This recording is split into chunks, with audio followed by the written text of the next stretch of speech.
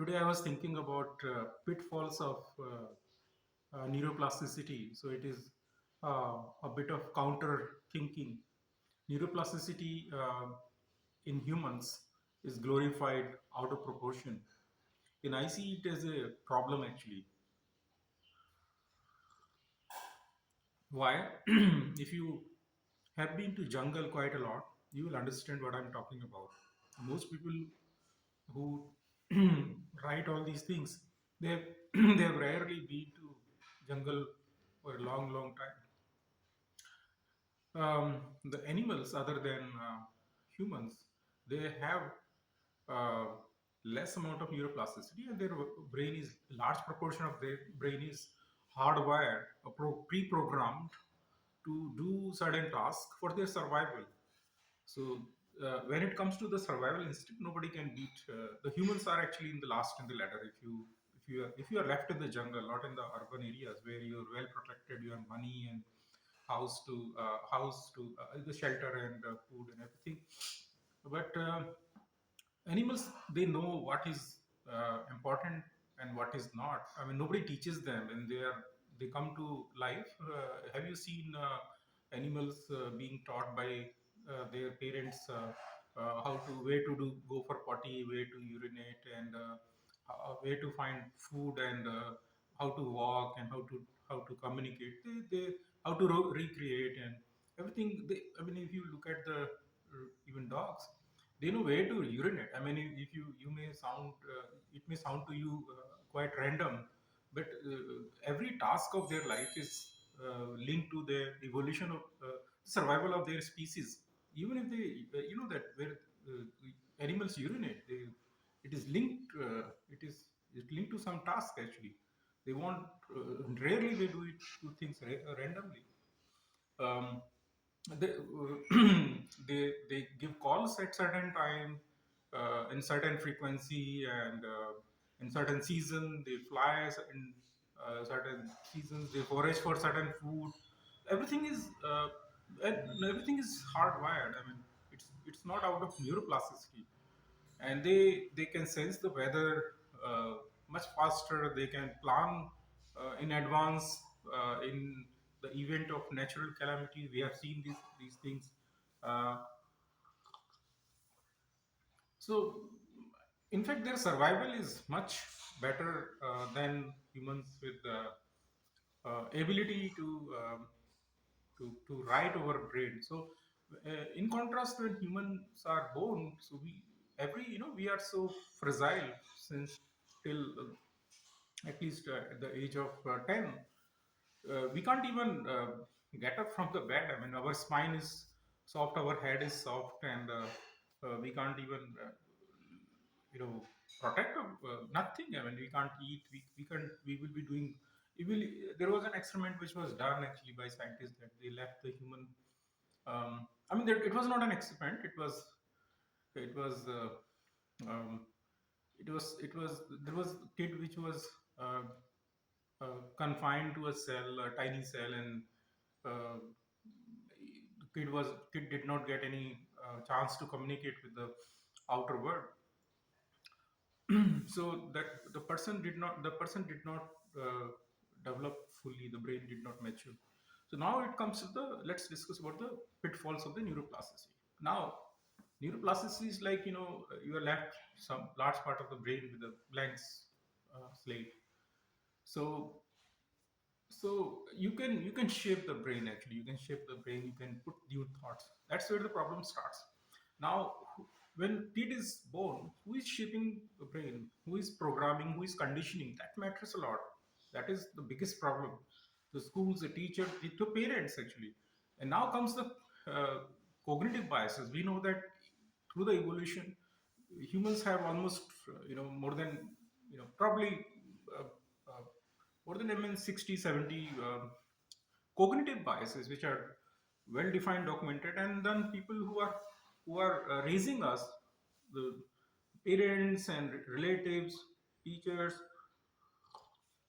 they're programming this neuroplastic brain. They are also filled with these cognitive biases. So all their actions and they're all the behavior which the kids start picking up. So what I'm trying to tell that the people are transferring their cognitive biases unawarely into the young child for years and years and years.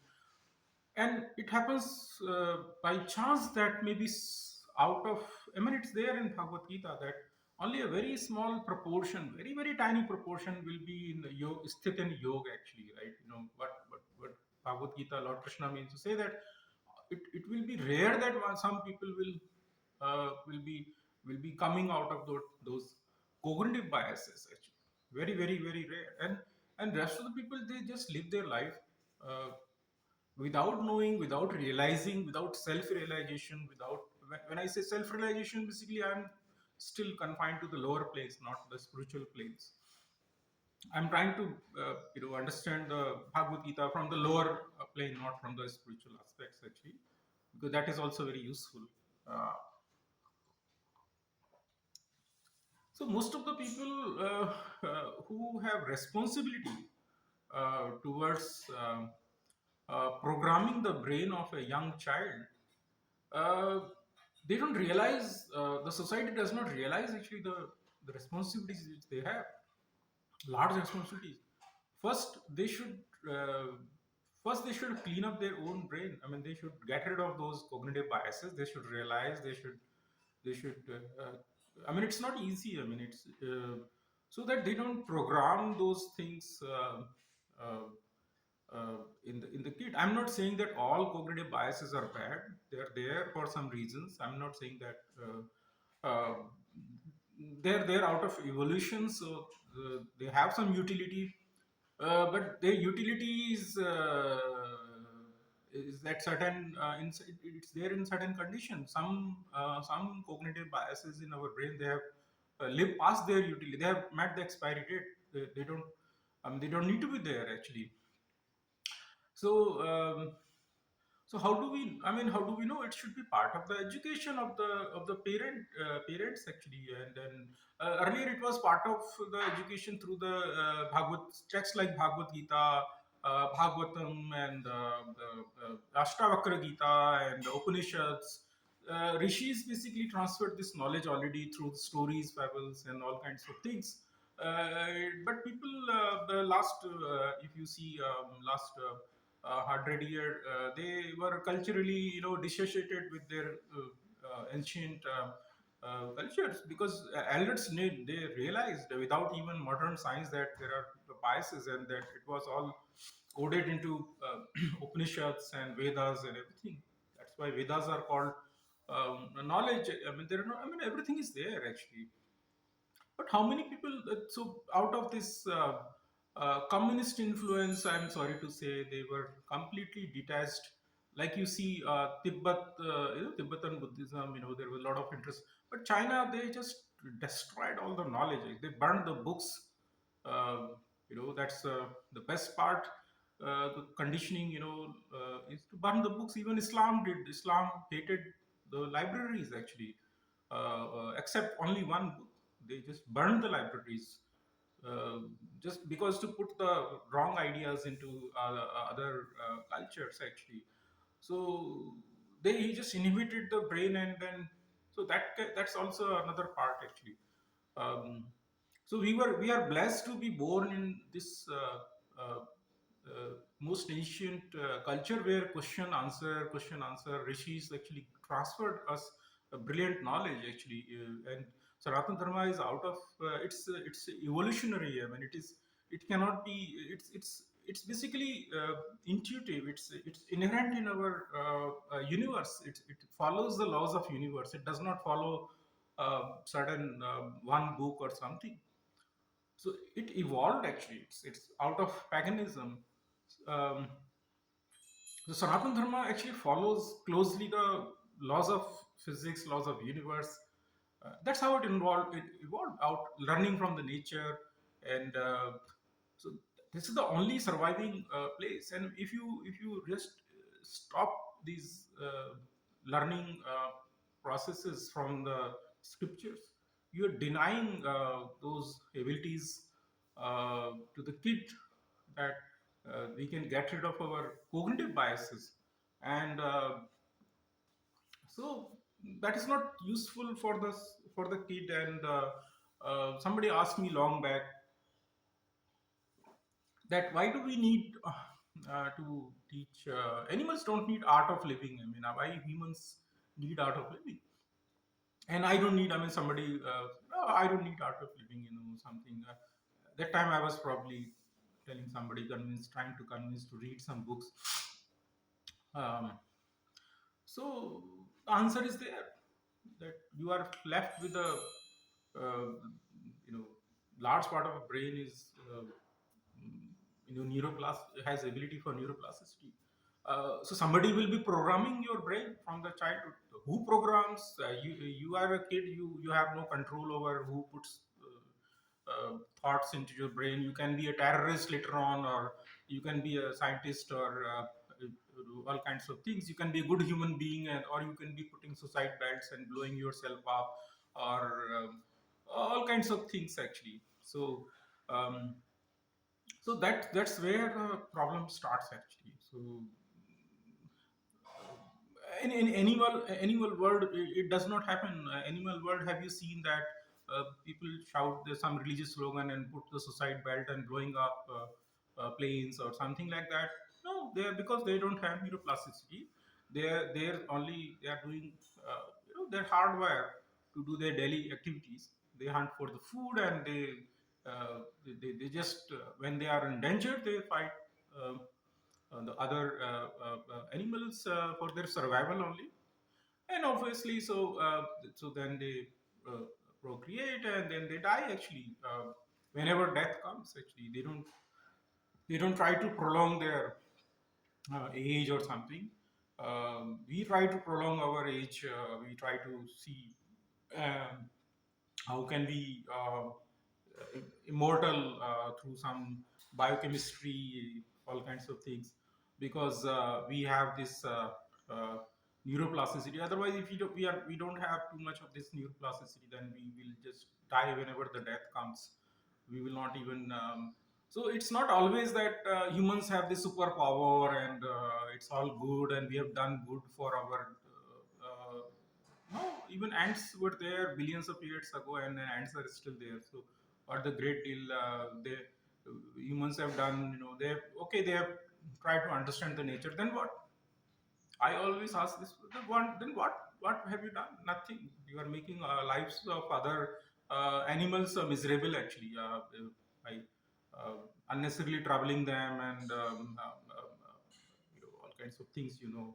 Environmental damage and all those things. So that is all out of so this thought is quite Western, human dominance, and human is a superior as a race, and all even among the humans, males are the superior, and female women are inferior, or they have half the brain, and they will go to female will go to hell. That all kinds of absurd concepts are there in some of the books actually. So that is all absurd concept, that all the animals are made by God to serve us actually. I mean, everybody has it's a stupid uh, concept. It was just out of accident. I mean, it's just an evolutionary thing that we got this. We had plenty of food, and then we had this big larger brain, neocortex, and then but neocortex comes with its own problems. It's not always. So once you realize this thing, my only message, only purpose of this video is that don't glorify always this human ability, neocortex, oh this that, and we are great and humans are great. It's not always true actually. It's not always true. If you do a fair comparison, it's not always true actually.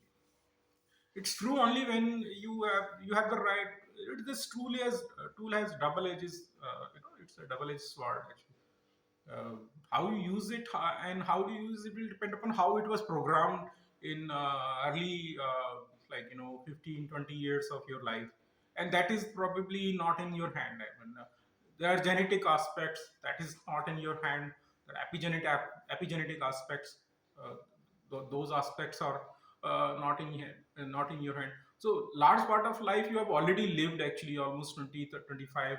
So by the moment you realize that okay, I have also I can do some efforts and I can undo those, I can recognize one by one these cognitive biases, and I can erase and I can unlearn, I can reprogram my brain, I have this ability. But by the time you have already, unlike animals actually, they they know what to do, what is important. Life is simple for them, life is simple. So neocortex makes this neuroplasticity and neocortex make life much more complicated for we have made our life hell actually. We have this knowledge tool, we have uh, we have actually mm, it's more actually self harm. That's what I'm self sabotage. So neuroplasticity, neocortex is most people unknowingly they are self sabotaging, they are self harming because of these inherent cognitive biases. They are not able to recognize.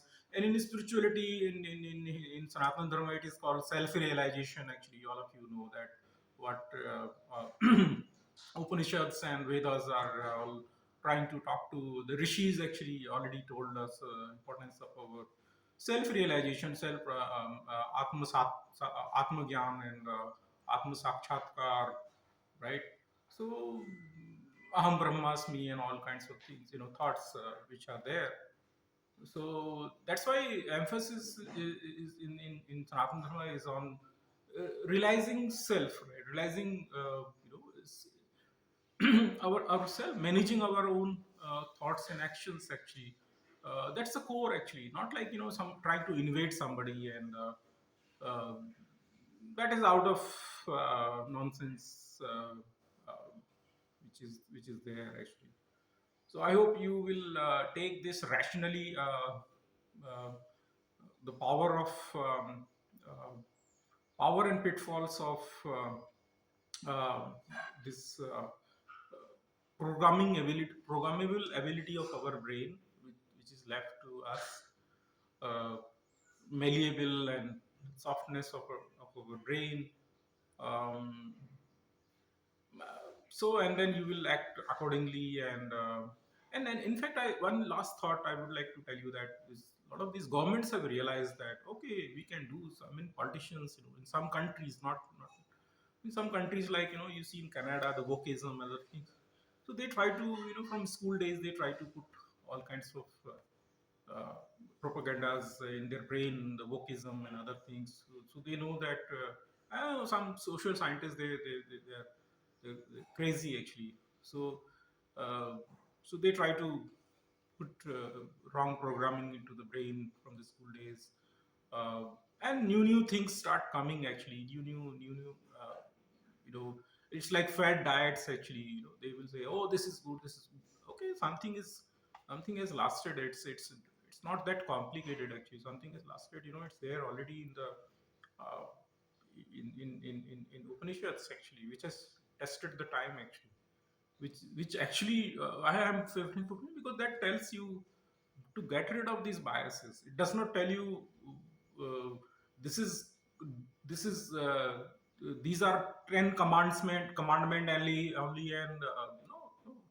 It just it's like, tell you how to fish. It does not bring fish on your table actually. That's a beauty of um, Gita, the Bhagavad Gita, Gita Upanishad, which we call. Thank you.